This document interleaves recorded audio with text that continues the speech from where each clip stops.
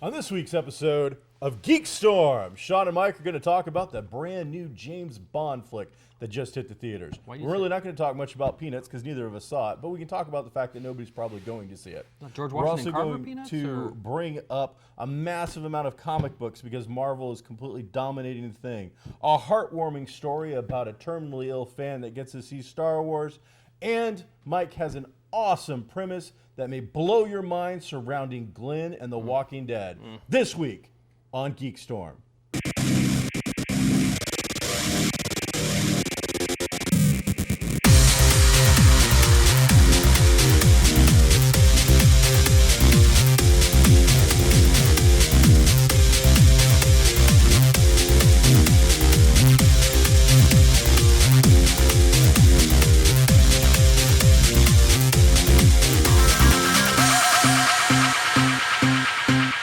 So, Mike, some feel-good news out there in the world today, tampered by some non-feel-good news. What would you like to start with? Positive or negative? I would like to start out with the negative. That way we can... Well, the negative comes to us live from Fox News that did some live troll baiting upon their famous news channel. I believe it was Neil Cavuto. I think it's an infamous news channel, but go ahead.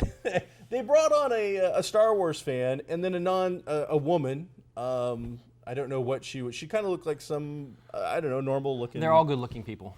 Okay. I mean, I looked at her and I whatever. Regardless, so they bring him on to talk about all the excitement behind Star Wars, and then it turns into nothing but nerd bashing. Are you kidding me? Trolling. Yeah, they invite, hey, Mike, come on and talk about Star Wars. And we're going to put April here next to you, and she is going to basically mock and ridicule you. The promoter, Neil Cavuto or whatever, is going to also poke fun at you, and you're going to sit there and chuckle and like try to get something out of it, but you already agreed to go on Fox Non-News, so I don't know what you were thinking about. I didn't hear about this. It's all over the webs and whatnot, and I'll check it out. it's just, but it was, the whole point was Like I needed another reason to hate Fox News. What I find humorous about their negativity, though, is that we want to bring it on and make fun of Star Wars, but we want the ratings, or at least the bump from saying Star Wars. I bet they teased it for a half hour before they got there. So we're going to say Star Wars a whole lot, and then we'll mock and ridicule something. Now, they make fun of it for the nerds buying their whatever, and the geeks this and that. And I mean, they use that kind of language here and there. And the young lady who has no interest in Star Wars is like, and they're ruining it for us rest of us moviegoers. You crashed Fandango. And I'm like, what were you possibly buying a ticket for the last 2 weeks? The box office isn't struggling because Fandango crashed from Star Wars. For like 20 minutes. The box office is struggling because there is nothing but crap put out for the last 2 weeks. So I'm curious, ma'am, other than wanting something to say on this show, what is it you were trying to get across? It was just... But it really was. It felt like the jock, it invited you over to be his prom date at the big thing, and at the end, they just dropped a bunch of pig blood all over you. It's like, what was that about? Some people peak in high school, and that's the best 4 years of their life, and they spend the rest of their lives letting you know it and putting everybody down in that manner. And I'm not going to get into bullying or anything like that. It's a horrible thing. But what you're saying about the business side of it, it's so ridiculous in that they would, Star Wars, so you'll stay tuned, and then they want to bust your chops. And that's what they did. It was exactly that. You've been there. You've done that live yourself once, so you know what it's like when somebody brings you on and then tries to berate you. Right. And this guy, unfortunately, didn't have your quick wit. Right. And he was getting by on a decent... Here's the thing, Fox News. Every writer on your show is a geek. I guarantee it, okay? Every guy behind your camera is a geek. You 3 or 4 on sitting on the couch might not be geeks. You might not have that gene in you. You probably did peak in high school. But everybody with any kind of creative gene in them is in the very least some form of geek. And you just, like the meek will inherit the earth, the geek will inherit the earth. I told my girlfriend's son the other day that... because he was talking about school and bullying and stuff like that, and I said, it's much better to be smart than strong, because there are many more circumstances in which being smart pays off than being strong pays off. Now, the people sitting on that couch never learned that. They've gone from maybe physical strength or popularity in high school to a different kind of popularity strength as adults. But everybody else around them, I guarantee it, is looking at them going, you know what, you're a jerk. And again, they do this whole topic, and it's not that incredible. It's probably not as long as what we're doing right now. But on top of that, the moderator of it, when he brings up the fans like, well, I think JJ is going to do a good job with it and whatnot. He goes, JJ? The director, Abrams? Oh, I'm not familiar with his work. Is that the kid from Good Times? Why are you even why are you the moderator for something when you don't even know who the director of the piece is? I don't know. That was so. All right. There's the negativity. Soapbox down. In the world of good stuff, Disney. Oh, I like Disney. Steps up into the light. A terminally ill fan of Star Wars. A terminally ill fan of Star Wars. Brought it to the attention of social media. Things got going about the fact that he is probably going to perish before the movie hits the mainstream. Right. And so there was a social media push to allow him to see the film in its current form, whatever that is, so that he could see it before he possibly passes away. And it just, I guess, is going through social media that his wife has now posted that it's been done. He got to see an unedited copy of it. I'm sure we'll hear nothing about it. Right. One of the deals with those sort of things is, giant non-disclosure agreements and whatnot. But still, every once in a while, and don't get me wrong, this is great PR for them if you want to go that angle and look at it that way. And if it hadn't hit social media, it would have never happened. No, I'm sure that there are hundreds of people out there with other ailments and other things that would like that are to writing see letters right now. But so unfortunately, it's not going to happen. The squeaky wheel sometimes, but they went out of their way. They made that happen, and hey, I think it's a good feel-good story. I'm happy for him that he got to, see it. So good on them. Good on J.J. Abrams for. I'm sure he was the guy that kind of had to finally push that. Maybe some PR guys at Disney, but an interesting idea. So it was Force for Daniel was the hashtag. And so that has happened. So it just goes to show you that if you get on social media and you use it in a way that some positive things can happen. I think it's the most powerful platform around right now. I really do. Social media is more people are on social media than watch TV. I think it's the closest thing to the crazy futuristic stuff we saw in movies 30 years ago. Closest thing we have to that now. It's remember The Net with Sandra Bullock? Yes. How weird that, and we don't call it The Net anymore, or ever. Did we ever call it The Net? I don't think we ever called it that. But back then, and this is 20 years ago maybe? America Online ruled. Yeah, was what it was. You get that? How many discs are in landfills just like that right now? I know. There's pop artists out there coming up with different ways to use I AOL think, and discs. I'll double check this. I saw a statistic one time that said that there were more AOL discs produced than computers on the planet? Than all other music CDs combined in the world ever. I can believe it. There was everywhere. It's crazy. There's one for every human being on Earth, I think. More than that. Yeah, more than that. Nuts. Yeah. Anyway, all right. So there you go. Well, that's a good way to start. Sure. I like it. Oh yeah. So what? There's more? Oh. We got to go out and see a film, the new James Bond film. We did. But we'll talk about that later in the episode. Oh, you just teased it. We got a lot of comics coming out right now. Oh, yeah. Marvel has unleashed a virtual flood of amazing new books and properties, all new number ones, great stuff coming out. And they are dominating the market currently. I mean, crushing the competition. DC and whatnot is starting to lag pretty far behind. So DC had to slow things down a little bit, I think, when they moved from New York out to California. So I'm sure that probably, they had to, their creativity and whatnot as they're moving probably slowed down a little bit. But man, Marvel has done nothing but gain steam with such popular titles as Amazing Spider-Man #1. All the Star Wars. Invincible Iron Man #1. Doctor Strange, Nova, Deadpool. What are your favorite 3 this week? Well, I'm a big fan of Nova. I am too. Nova is an excellent book. Now, this is #1, but truthfully, it could have been number 28 or whatever. Right. It was an ongoing series. They just relaunched it. Okay. And relaunched so, the numbers, but the same storyline. Same storyline, Okay. but done in a way that if you haven't read it previously, this is a great opportunity for you to get on board, start reading it. Okay. It's a father-son book currently. And is it Richard Rider? No. Oh. Both of them have the powers of Nova. They both have the helmet, which is kind of like the Green Lantern ring, except a helmet sort of thing. Right. Cosmic superheroes, so spacefaring aliens and that stuff. But it's mostly about the 13-year-old kid, Sam. And it really is a much closer rendition of what a modern-day Spider-Man tale would have been in the year 2015. So I really like it. The art's well done.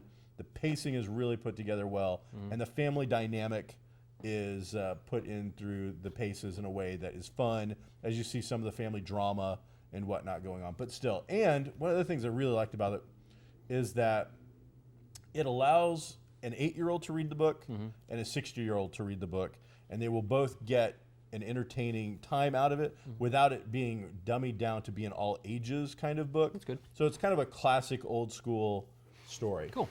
So that was really sharp. 2 to avoid if To I'm going to avoid. do the thing. TWOTO. Yeah. I was not impressed with Marvel's new Vision book. Really? Its idea is that the Vision from the new Avengers movie basically creates a family of robotic synthoids or whatever they're called, a wife, two kids. He is now a liaison between Washington, D.C. and the Avengers. He's moved to suburbia. He's wearing a tie.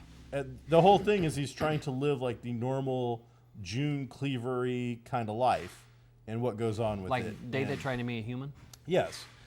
So maybe it's a little highbrow for me. Maybe I missed the point. I think I got it. I just didn't enjoy it. Okay. The other one that was a little disappointing, and some people are really going to enjoy this, but it didn't do it for me.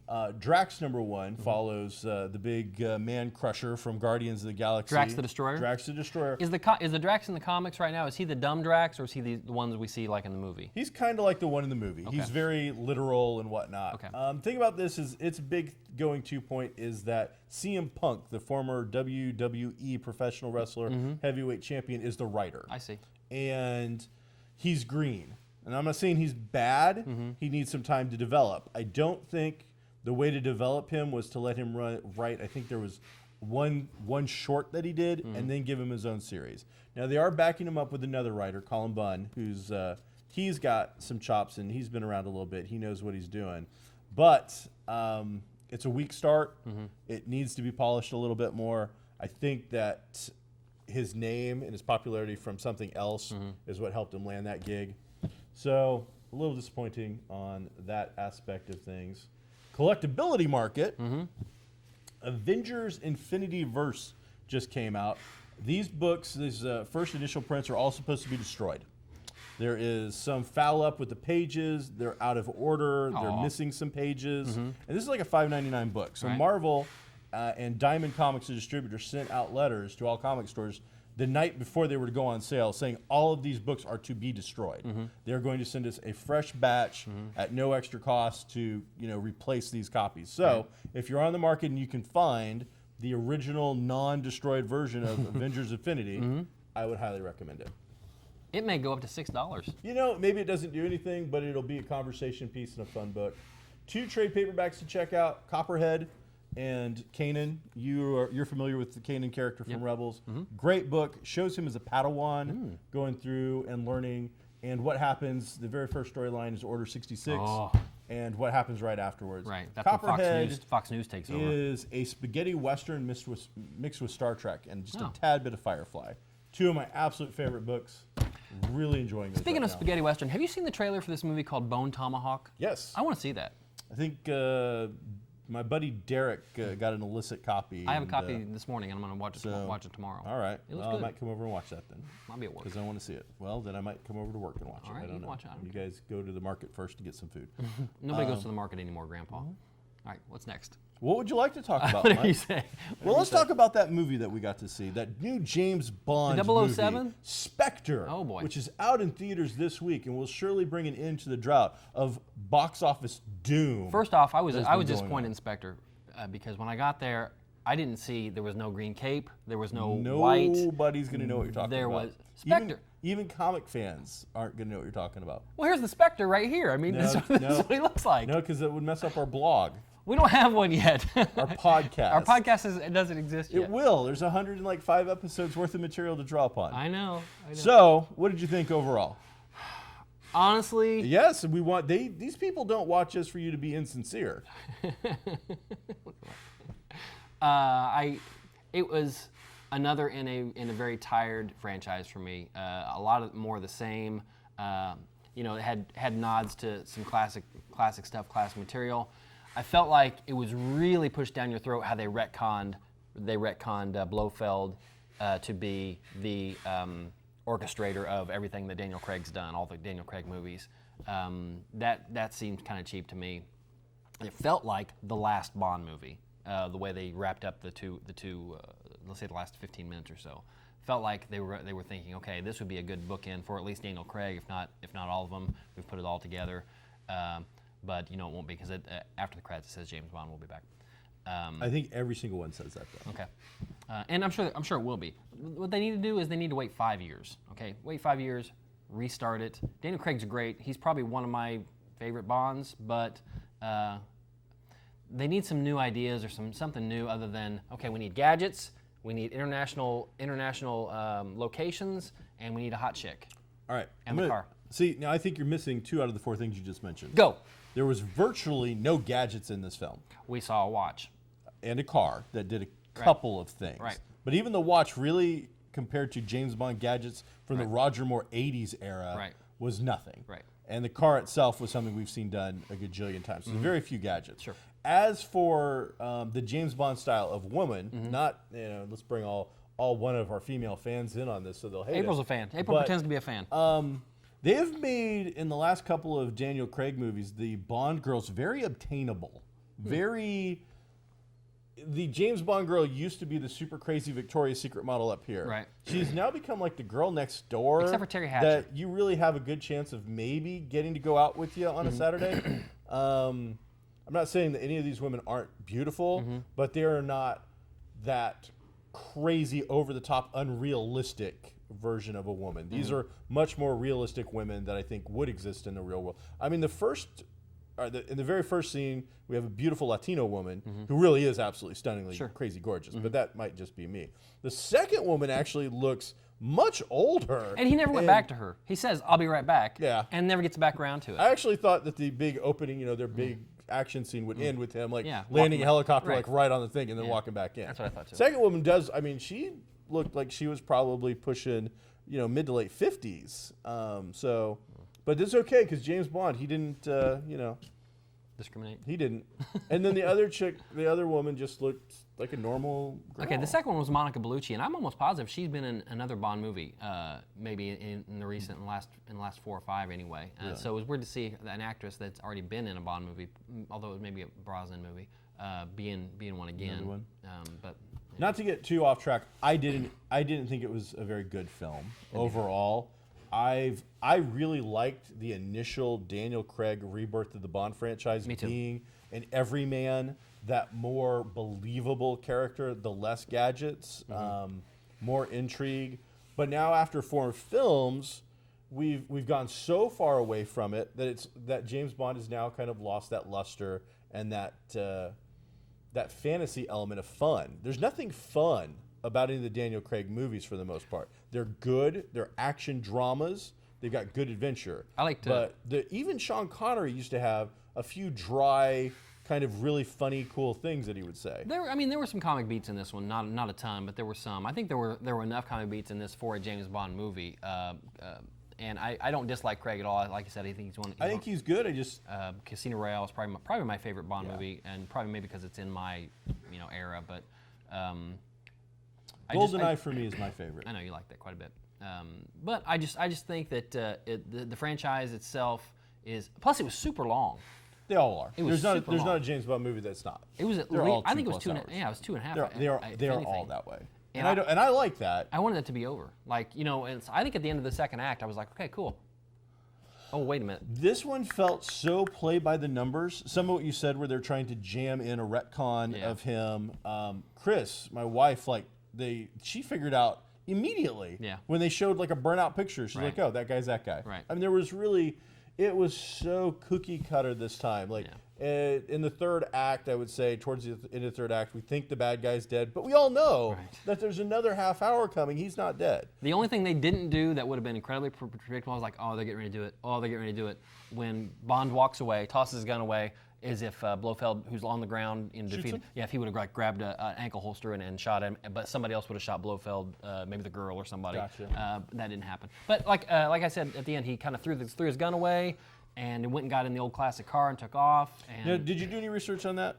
On which? Do we know if that's like the original Sean Connery car or I something? don't know the answer or to is it that. just an old They cool car? played the old music when he drove off, so Really? it's very possible. It was all big horns and everything. So James Bond fans, especially Daniel Craig fans, I think are going to like this movie. Sure. But as the swan song for his version of the franchise, which started with Casino Royale and I believe is going to end with Spectre, Right. I thought it was a very lackluster, weak ending to it.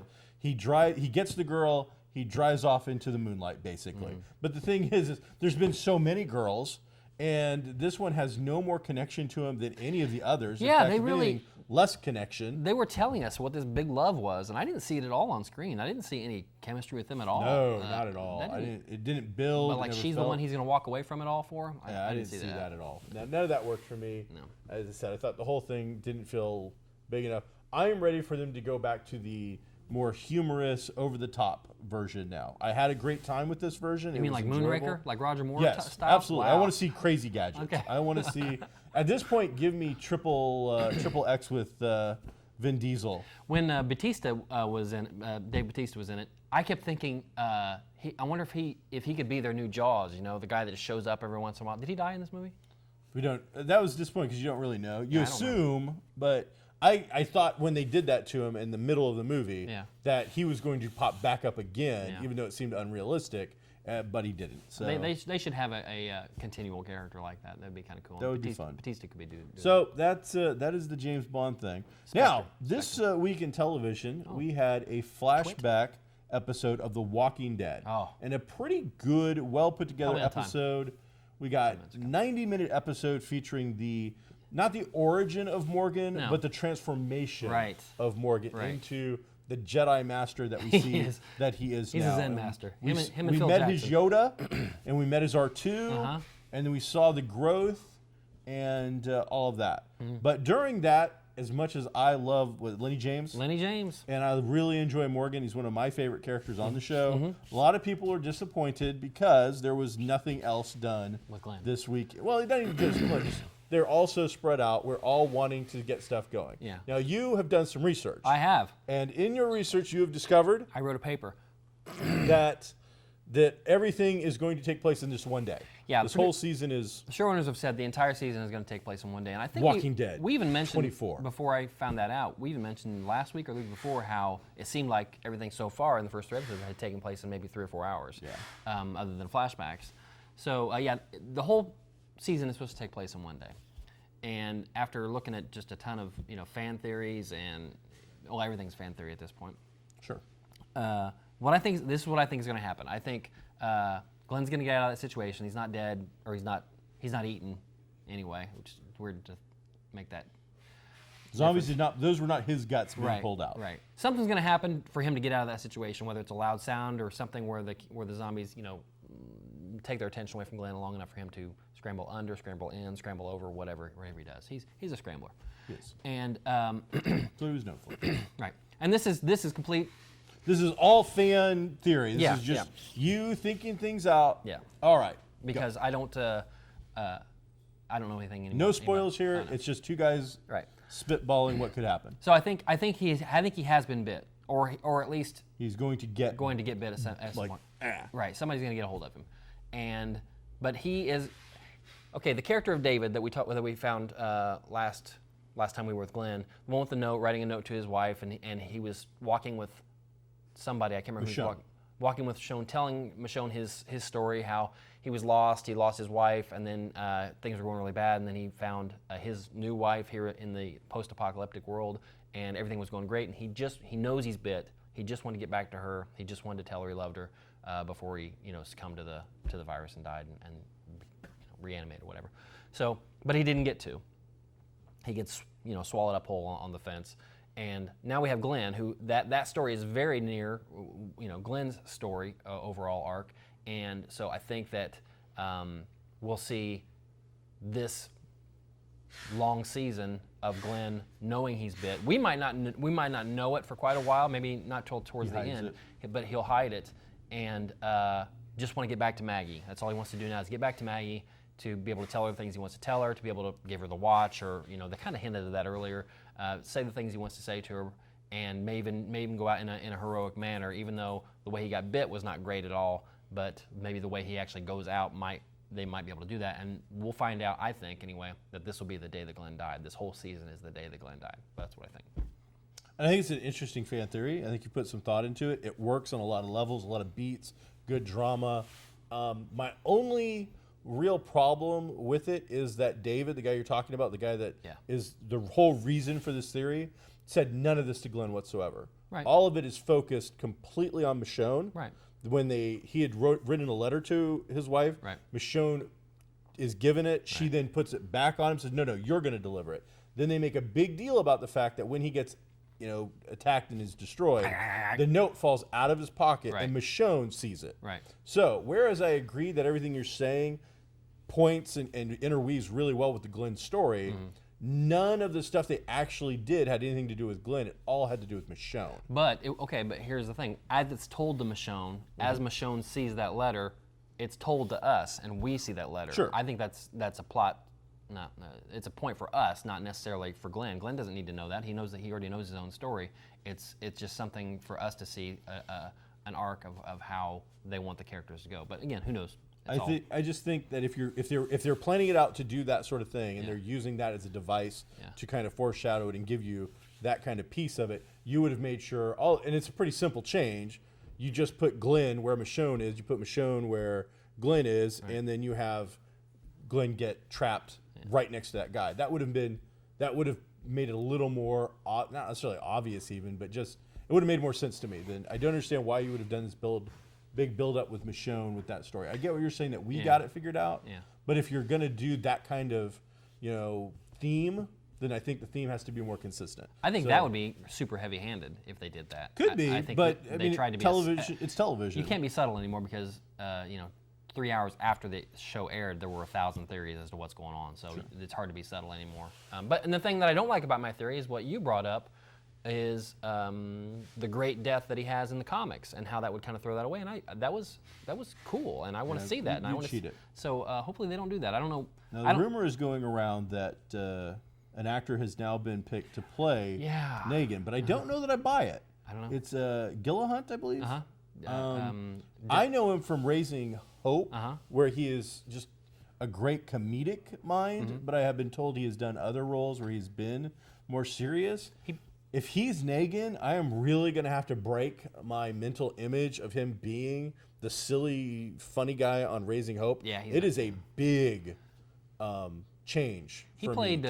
He was in Deadwood, and he played actually 2 different roles. In the first, I watched the first season of Deadwood, but I don't really remember. In the first season, he's the drunk guy with the droopy eye that actually kills Wild Bill.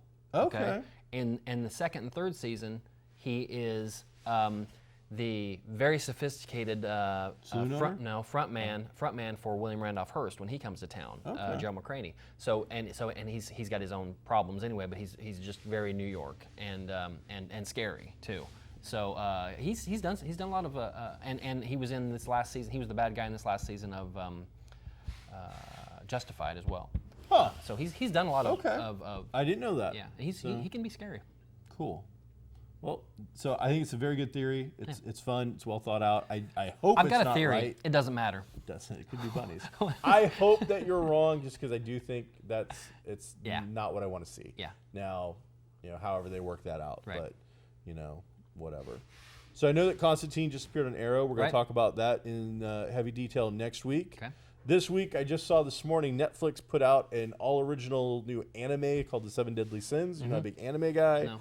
This is a 24-minute fantasy knights and magic-y kind of a thing done in that over-the-top anime style of silliness and comedy mixed with a little bit of drama, but this is just really over-the-top silly stuff. Did you see this? And I only saw it in one place, and I haven't seen a bunch of it all day. Just saw it one place yesterday about Netflix doing Star Wars TV, and just for Netflix. No, I've not heard that. Okay, maybe that might be a false thing. What I heard about Netflix, and it is coming out from a couple different sources, is that CW, and is it ABC that has Supergirl? Yes. No, CBS has Supergirl. They have been putting out on their shows, Arrow and Flash, very quickly onto Netflix for the most part. If you're an avid Netflix follower, you've been able to see your Arrow and Flash fix pretty quickly. Now there's some inner rumors going on, pretty loud, that is about to stop. Might. They're saying that they need to start supporting the infrastructure that makes the cable companies what they are, and keeping those shows more like you don't see Big Bang Theory on Netflix. They just show tons of reruns on a bunch of different channels, Yeah. and they're getting money from that. Well, and so the thought is that Arrow and all these other shows need to start doing that formula instead of just going to Netflix. Now that the cable companies are doing the pay-per-view, like per episode now, which sucks. You know, if you want to see an episode of Walking Dead from last year, you can go to $1.99 or something. Yeah, something like that. Arrow and Flash, the newest seasons, the newest complete seasons of those shows showed up, I want to say 2 weeks or 2 to 3 weeks before the new season started on Netflix. Enough time to catch you up. Yes, and I'm sure that they're looking at that as lost revenue. I'm sure the cable companies are looking at that as lost revenue. But now I know Agents of S.H.I.E.L.D., Gotham, and Scandal, those are appearing on Netflix like so quick, it's crazy. I actually watched the last like 2 Shields on Netflix while they were still on my DVR. Now I was behind, but that was just, so they must have some kind of arrangement because they are going, I think Scandal last year even put the first half of the season on before the second half, like during the hiatus. It was pretty wild. Cool. Speaking of pay-per-view, while we're running out of time, we are. Star Trek is coming back. Oh, how's that supposedly 2017. How's that transition to pay-per-view? It's going to be on a pay-per-channel from CBS. Is it? You didn't hear about that? Seriously? You're not messing with me right now? I'm not messing with you. CBS has like for $5.99 or something, like a direct channel kind of thing. They're going to show right now. The rumor is, and pretty well put together rumor. First episode will be like drugs. Hey, first one's free. After that, they go to the direct streaming. Really? You have to have a subscription. And it won't be on network. It won't TV? be on regular TV. Wow. You have to pay to see it. Wow. If you want new Star Trek, you're going to have to pay to see it. Well, Trekkies are dumb. If they offered it in Firefly, would you not pay to see it? Yeah. Hey, we're going to give you a 15th episode of Firefly tomorrow. I know Firefly, okay? Star Trek is no Firefly. Star Wars, $1.99 an episode. Yeah, I'd do it. It just comes down to what people are willing to see. That's a bargain at any price. So there you go. Well, this was this week's episode of GeekStorm. Unlike the last week, unlike the one that'll be out the week after that. What?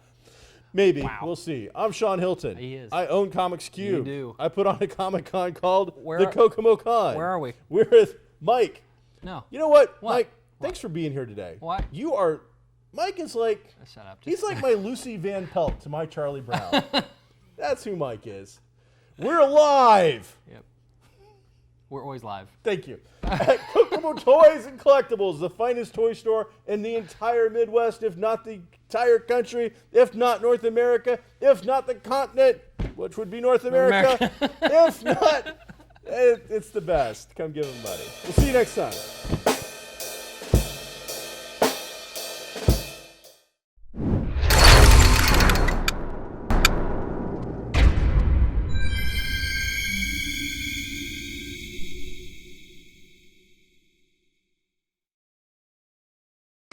Geek